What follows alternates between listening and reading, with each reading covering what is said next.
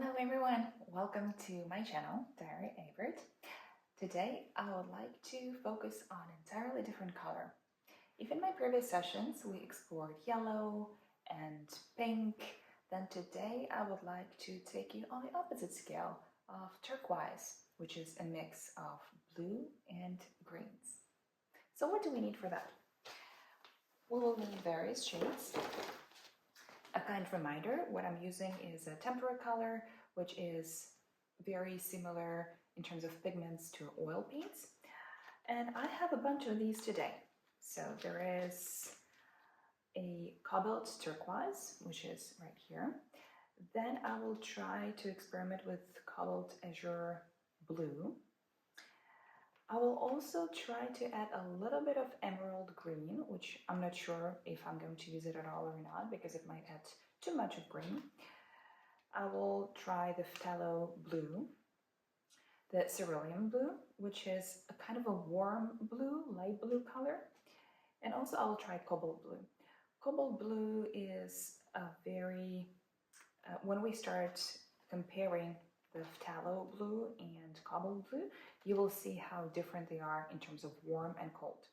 And remember, we are always looking into warm and cold shades because warm blue and cold blue, they will really start playing and they will help you to achieve the shadow or what is exposed to light. So this is a kind reminder of the differences. So I'm using my typical palette.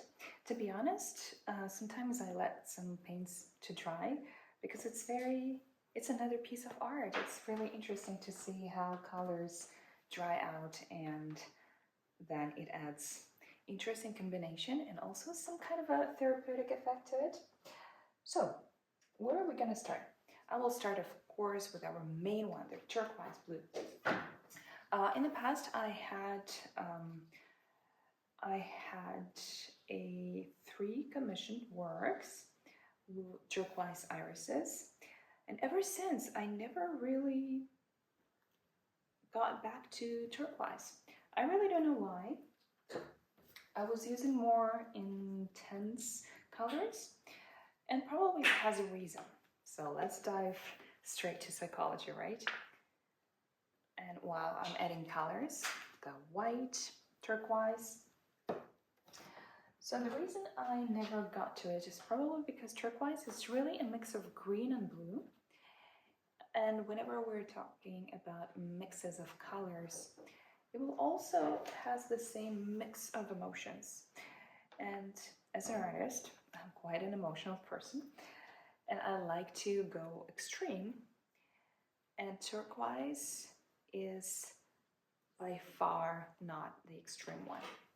However, you might find that when you're working with blue shades, you might notice how calming it is, how your thoughts start to have some space between them. Your emotions start to have space between them. And that adds this tranquility because they're not really occupying your mind too much with their own intensity. And so, let's study a little bit of blue. So this is a turquoise, as you can see here.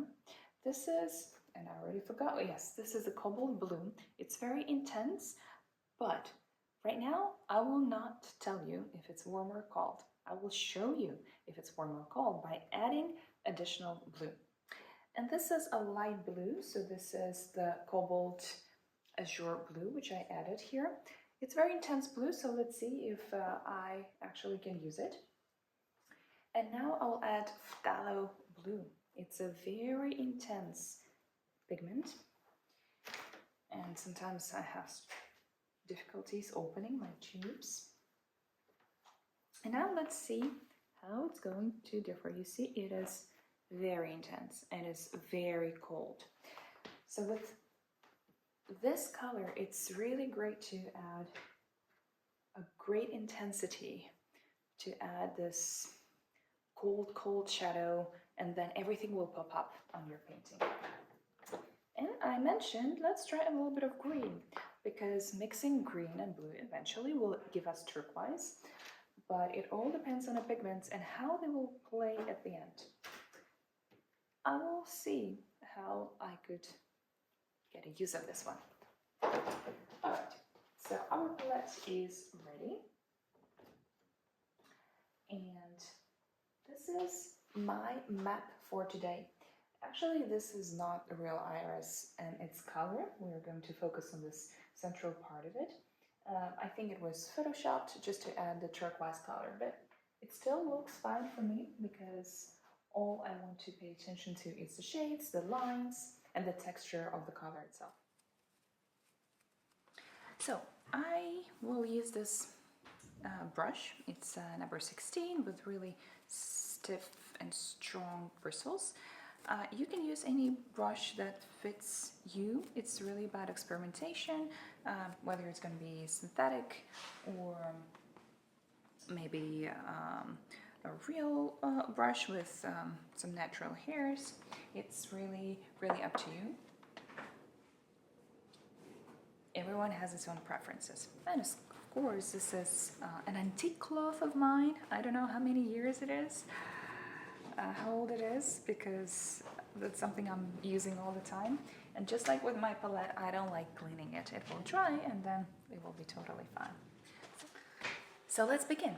It is up to you which brush you're going to use. I'm using number 16. Every company has its own number, but so you can understand, it's pretty much the thickness of my finger. That's how I usually try to paint with bigger brushes, because the brush stroke will be much wider and it also gives me this sense of freedom. So, where to begin with? Let's start with a mix of, and here is my jar of water. Let's just start with a mix of blue and turquoise. Let's see how they go together with a mix of white, of course, because I can always add other shades later on depending on how I feel. So the more wet the brush is, the better it is for a very early stage, because we want to have all of that juiciness just to fill out the space in the beginning. So, one golden rule. We have to identify the central part of our object that we are going to paint. So, we see that the very center of this flower, it's not really center right here on the image. It's slightly higher. If we divide it into two equal parts, it will be slightly above. So once we have identified the central part and the vertical and the horizontal, so I remember that there was this line, I will identify it. Now it looks a little bit too blue, and once it looks too blue, I just get a little bit of green, just see what's going to happen. There are always risks that it might just start looking messy, but everything is fixable, remember that. So I will add another line. It kind of looks pretty much how I want it to look like. So this is the center. It goes a little bit like this. I like adding more curviness to lines. It adds this flowiness feeling. Then it was slightly here, right? Our central part. So we have to identify it with the lines. Remember that we are repeating how it goes. It's white in there, so I'll also, as I go, I start adding white over there, and then I just start filling out the space with a lot of water, with a lot of paint. And now let's actually talk about what turquoise even mean. So turquoise color, as I said, it is a mix of blue and green. And of course, whenever we're talking about psychology of colors, and especially the mixed ones, that's how we get the mixed feelings as well. Green is a very fresh color. For some, it really reminds of novelty, of something new. You know, when spring is coming, everything turns green and you get this happiness. an excitement that something new is coming. While blue is a very tranquil color, blue has a calming effect, cooling effect as well, because it is essentially cold color. And here we are. This is the color of the sea. The sea that is very calming. Its waves are having a very tranquilizing effect on us. And that's how this color is also having this effect on us. The more you start painting with one particular color that associates with tranquility, for example, for you, because still, for especially Western cultures, those who were raised in Western cultures, we pick those stereotypes. We pick the symbols, the ideas, and once you start diving into it and really meditate with this color, and this is what our painting is about, right? It's about meditation of sorts. And that's how you will discover yourself in that particular mood that you are creating on your paper. And as you see, I'm not thinking of mixing the colors. I'm just doing it very intuitively. The same colors, just mixing it. Also the feeling that I get, on my brush, mixing it all together. And essentially, I'm just checking the original image. So I want to make sure that I capture all of the lines. There's a little bit more of green there, so it looks like this green really is handy for me, especially if I mix it together with turquoise. I make it even more turquoise. So I'll start mixing it together. Let's see, should I risk and just add this one? Let's see what happens. Oh, that gets a little messy now, so I'll probably skip that. What about warm blue? That was cobalt blue. Yeah, something. Yes, so that really adds this because on the painting, not the painting, but the photo, I would notice that here, this area is a little bit more green. I like this, so I would like to capture it here as well to add this greeniness to it. And because this petal is going like that, I need to make sure that there is the area that I make really slightly darker, and I'm adding this warm blue, although I did say that shadow is always colder, but it really depends how we are going to approach this and what kind of effect is going to give us. Because the super cold blue gave us slight messiness. That sometimes happens a lot when we are mixing warm and cold shades. It might just create a little mess. But it's all about experimentation because every pigment is different, every shade is different. So we just always need to see how it's going to go for us. And so I'm adding this one here, more white here. And water, I would need to use much more water just to fill out the blanks.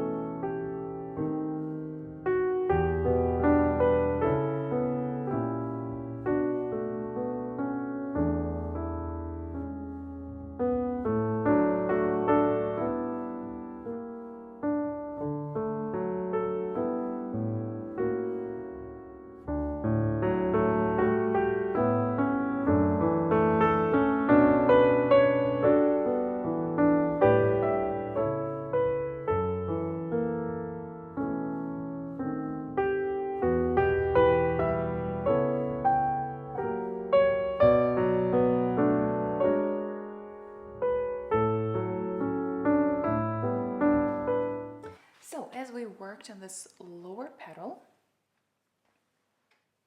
let's move up.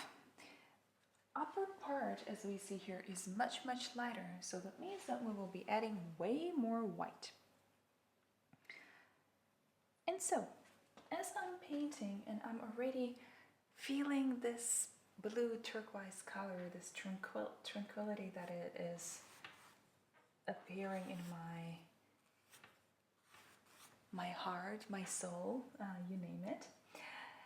And this area is a little bit more challenging.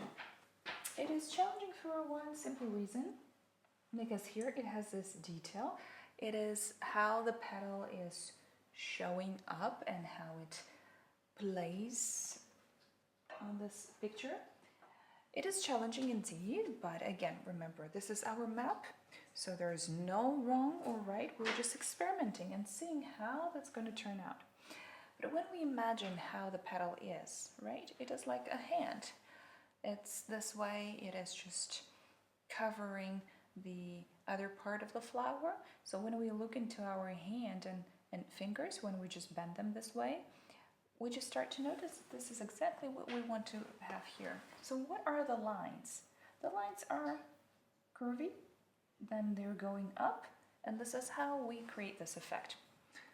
So I will just start experimenting like this. Then I'll add here. And remember, when we are painting, there are never parallel lines, perfection, symmetry. The more asymmetric it is, the more imperfect it is when the lines are not in parallel, the better it is, the more natural the painting is going to look like. So now it just goes a little bit this way. So I'm not aiming to replicate the perfection of it, not at all. I'm just trying to create the effect of this detail over here. This is all what I'm aiming towards. So there are no mistakes. They're just curious moments of exploration, curious accidents, so to speak. And this way I'll experiment here just by adding lighter area. And moving forward, it is how petal is covering the entire flower. So I'll just highlight some lines here. And I'll just start creating those lines, how that petal is actually covering it up. And it's always also imagine like your hand will be bending over and all the lines, right? They will be never in parallel. So the same will be here. This is what I will try to replicate just by adding those brush strokes, never in parallel,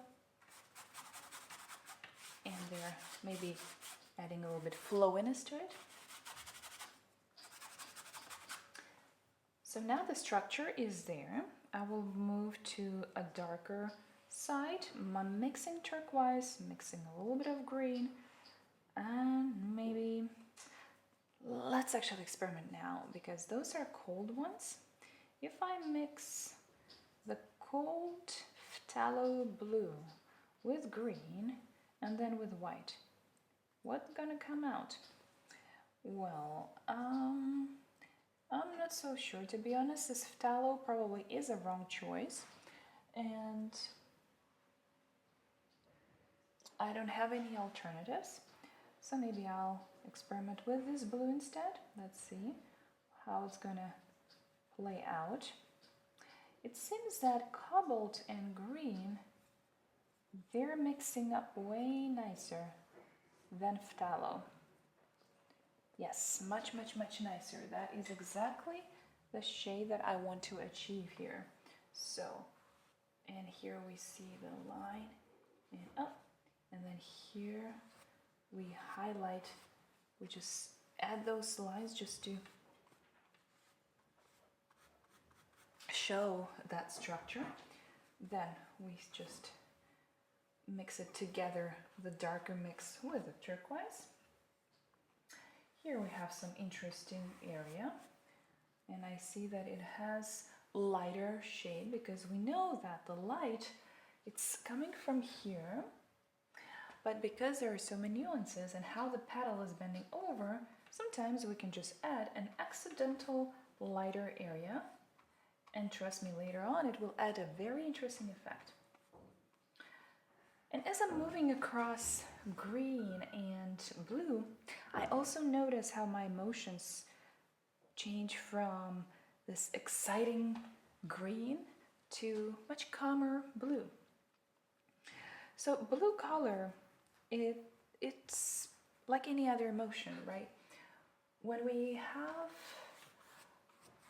some intense period in our life and we want to calm down, then blue one would be the right choice. You will feel how much of a calming effect it has.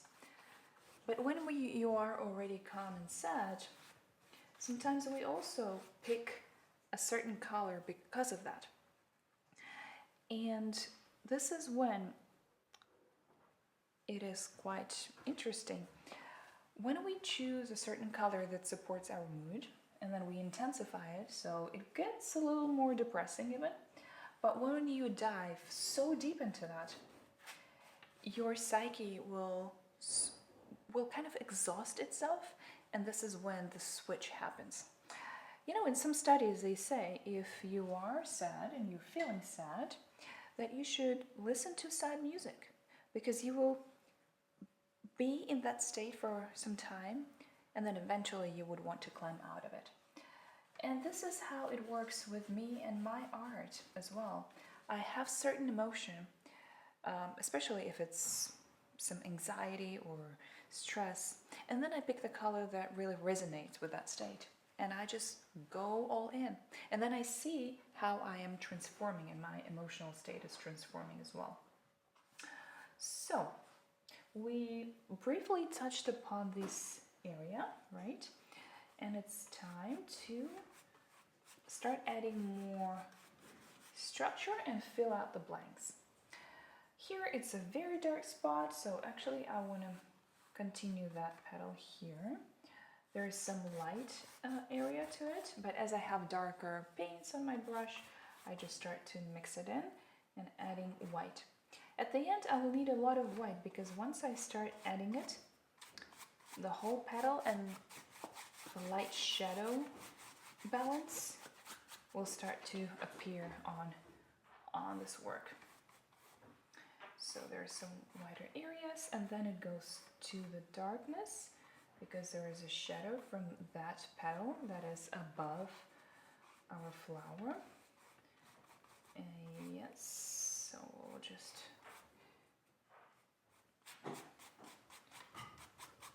cover it up.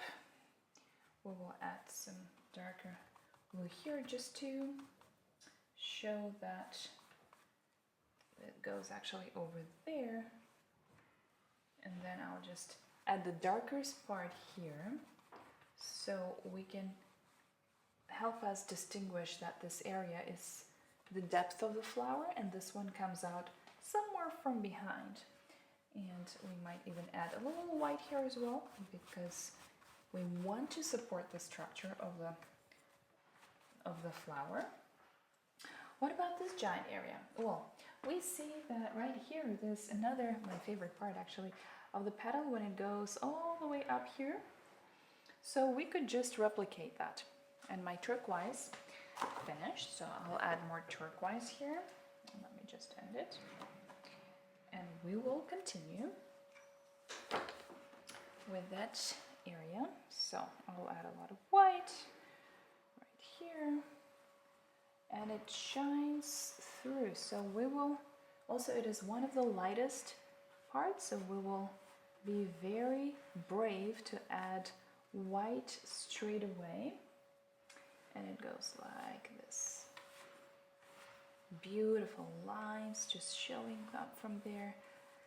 Somehow it's really my favorite part, adding those lines, and there is a little bit darker here, so we need to show this as well. It just feels so smooth, so flowy, as if actually I am in the ocean myself. And then we will add more white, and then we will add a little bit of more structure here. When we add directly this darker shades almost on a dry brush, because my brush is not wet, it will instantly add this nice smooth accents to that part of the flower. And then we need to make sure that there is this very curvy line as this petal is popping out from there, from the depths of the iris flower.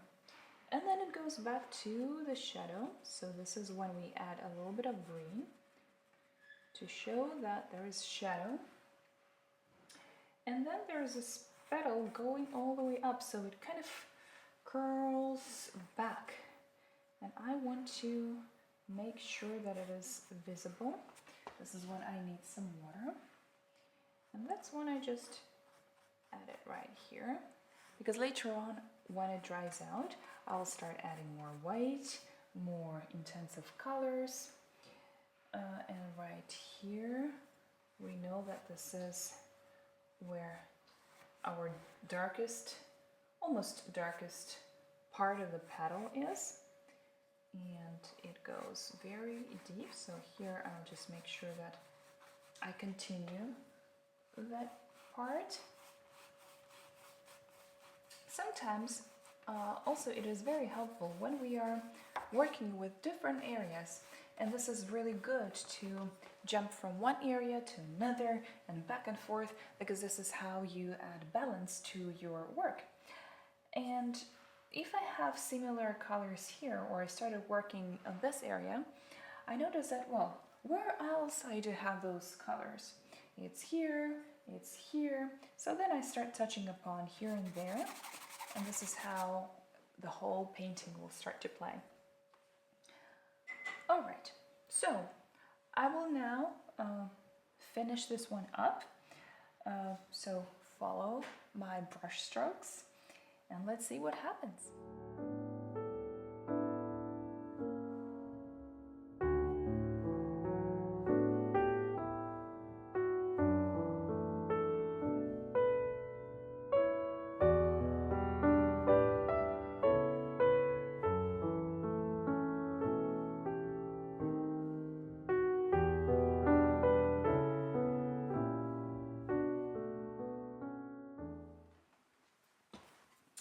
And now there is this dark, really dark area that I would like just to cover up quickly, because then it will also instantly, such a tiny part, but it would instantly add the depth of the flower that we are working on.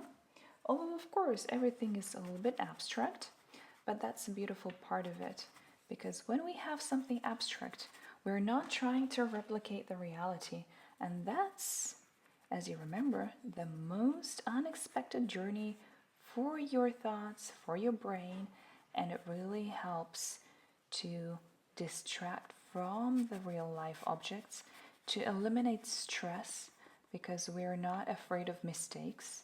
We are on a mission to explore color, to explore this process and where it's going to take us. This is one of the darkest spots of the picture, so I'll just make sure that I use the darkest colors, a mix of it, and the same paint I will use again right now with a little bit of mix of white, and just fill out the space here.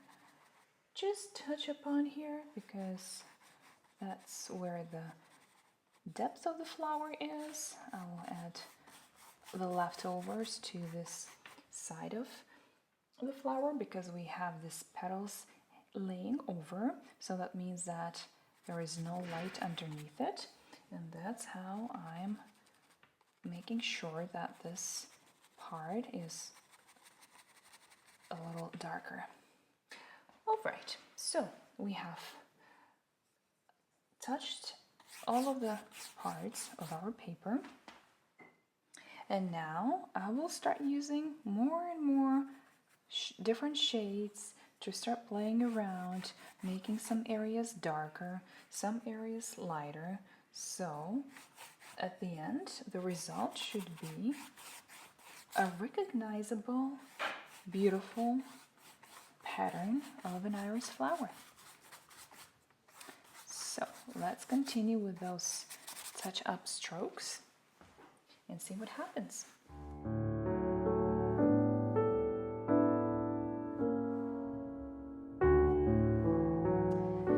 The most challenging part always is when you have already prepared the ground, you have the first version of your painting. The most challenging one is to continue and to make a perfect one out of it. I said a bad word. I said word perfect. Of course, it is a bad word because I'm not aiming for perfection here. But as an artist, there is always this desire. So how do I fight it? Instead of thinking of perfection, I just think of the process and the result that I'm going to enjoy myself. So, as I'm left-handed, I sometimes need to switch sides. So here I can have those beautiful brush strokes. And this is when the blue color starts to play here nicely, because as we notice, it's kind of a more greeny rather than turquoise shade. So that's when I can add this effect by just adding more blue, and sometimes of course green where I want to achieve more shadows. Right here we need to add more shadows, and this is when fine arts and all of the rules of fine art starts to play. We don't need to really use a turquoise color here. We can add a stroke of green, stroke of blue, and you see they already start to pop out. And that's when I can just tap on every paint, and then there are unpredictable mixes on my brush, and even a little bit of blue, and that's when they start to play. You see that it will be very unpredictable and yet so beautiful instantly. And when I start blending it in, it creates this beautiful, beautiful shadow. And that's how we are adding details.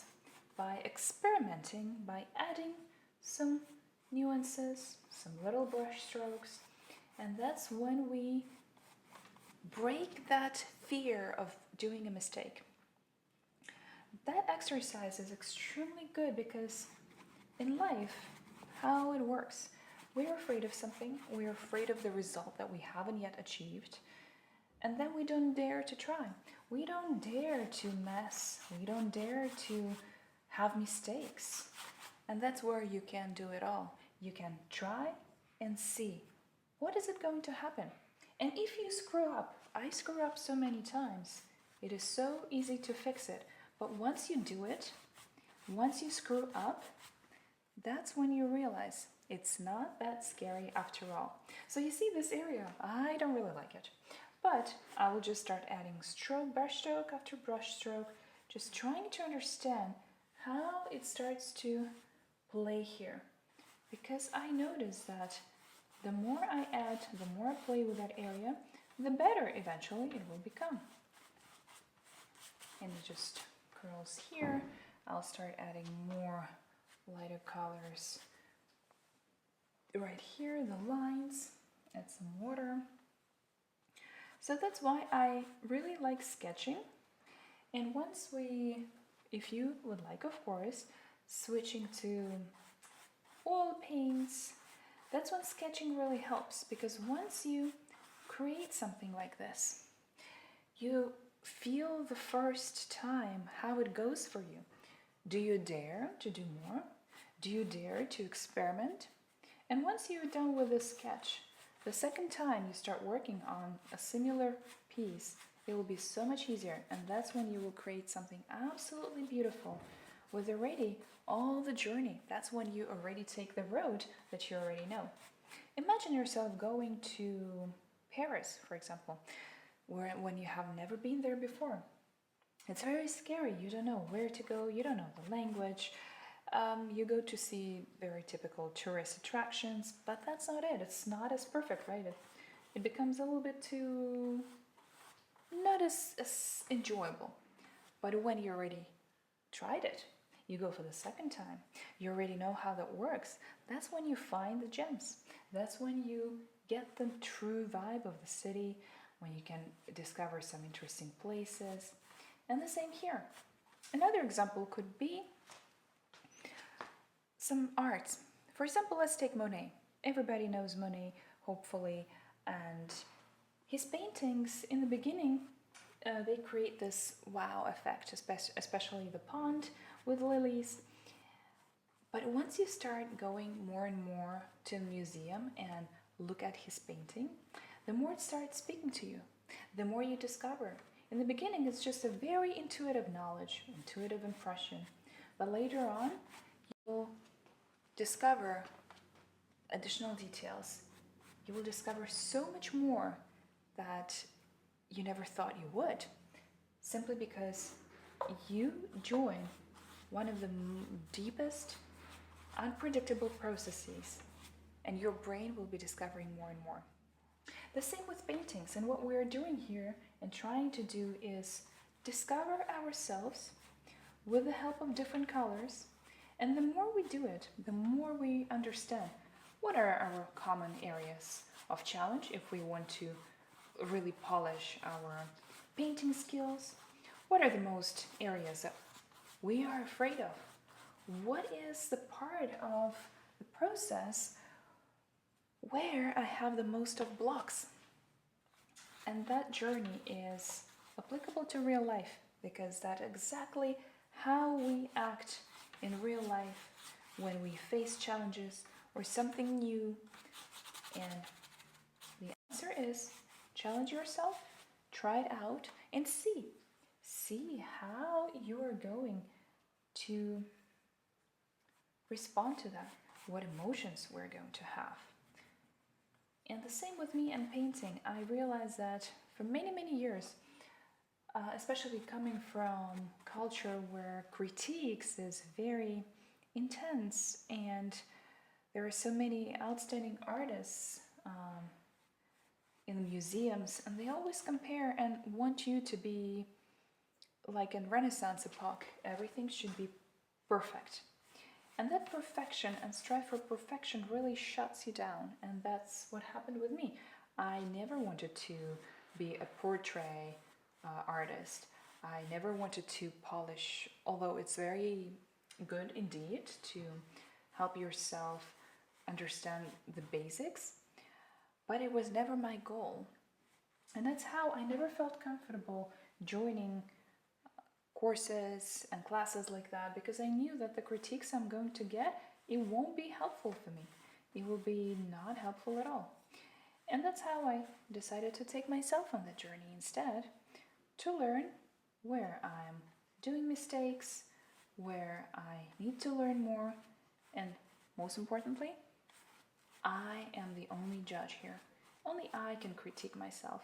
And that's how it helped me to open up, understand colors, understand where are my blocks, face them, and continue this journey. And just to start painting and painting and painting and having no breaks. So while I was talking, that started to look how I wish I would want it to look like. As you see, no rocket science, it's just all the smooth brush strokes that I'm adding here, and it nicely blends in to the painting.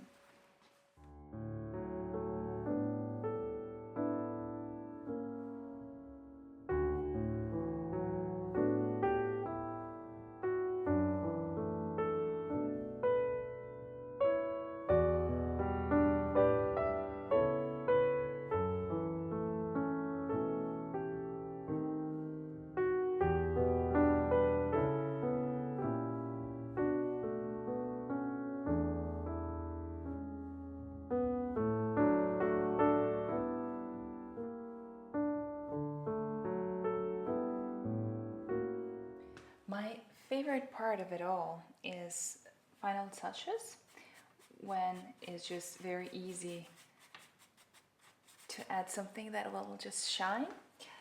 But the top favorite part, as you see, I'm getting very thick paint layer on my brush, and that's when I start working on this most important part of the flower. I never really use yellow or the real colors that usually it applies to the not the petal but the stem. Normally pastels are always of a brighter color, because they have to stand out, they have to attract a bee, butterfly. But I stick to monochrome palette, right? So I play with the same colors, I just use really the opposite ones. So the white one would be on external side of the petal, because we want this to reflect the sunlight. And then the shadow, I just mix all the pure colors and just do the tip tap to make it work.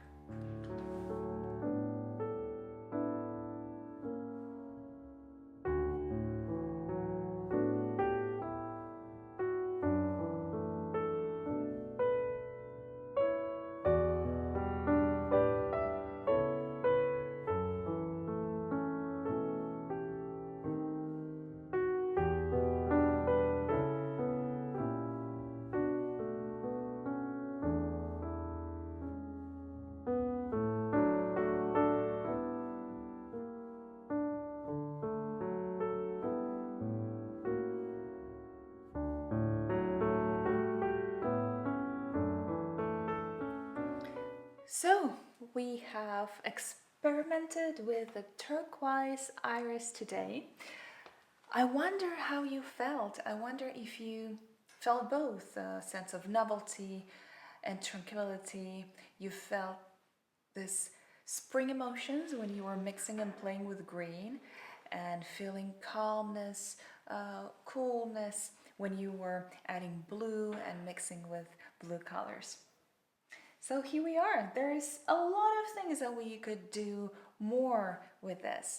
But I like it when it's abstract, especially when you step away. And remember, we need to step away, focus on something else, and then shift our attention back to the painting. That's when it really starts to stand out. I hope you enjoyed it. Thank you so much for watching, and I see you in the next session. Bye!